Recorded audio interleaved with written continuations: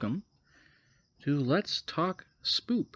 I'm your host, Don, and today we're going to discuss Bad Hair on Hulu.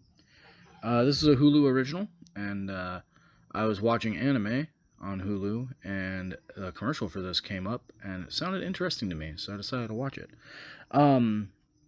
So, as per usual on Let's Talk Spoop, we break things down into 6 separate categories. Those 6 separate categories are story, acting, music, atmosphere, look, and finally creep. So without further ado, let's go ahead and jump into Bad Hair.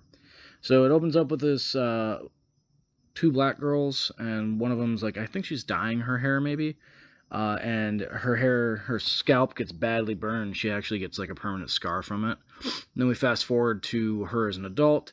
1989 Los Angeles. She works at a television channel called Culture that is about black culture, I guess, in America, right? So it's like black music and stuff like that. And she's trying to like step up. She's just like the assistant to the producer and manager or whatever, and she's trying to like step up. And the producer gets fired by James Vanderbeek, and Vanessa Williams comes in as the new like producer.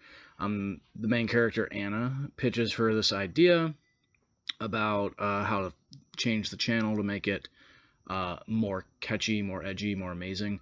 And she likes the idea, and when she's talking to her, asks her about her hair. Essentially, she convinces her to get a weave. The weave turns out to be possessed by a demon, and violence ensues. There's a folktale about a girl with moss hair, which is obviously foreshadowing. There's a lot in this story. This movie is kind of like not an expose, but it's like a commentary on, being African American and trying to be in the music industry and the television industry, and kind of just trying to be, getting work at all, and how society puts its own structures and strictures on how you can look and how you should act and stuff like that. And it's kind of just commentary on that disguised as a horror, quote unquote, comedy. If you look this movie up, you'll see that people call it a horror comedy. It's got a few funny parts, but it's not really a comedy. I really enjoyed it. The story is not overly unique. It's kind of reminiscent of like Idle Hands, but way better done. But it's very predictable. So for story, I give it a 3 out of 5. The acting is really good. Very believable. It's a really good cast. It's got James Vanderbeek, Vanessa Williams, Usher. I was very, very impressed with it. I gave it a 4 out of 5 for acting. The music is great. It's got a lot of like kind of late 80s, early 90s pop music, and then it also has like your classic like horror dun dun kind of music. I was really impressed with it. 4.5 out of 5 for music.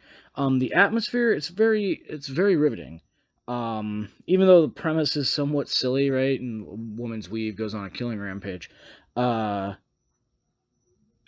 It hooked me. I couldn't stop watching. So I give it a 4.5 out of 5. The look, special effects were very meh.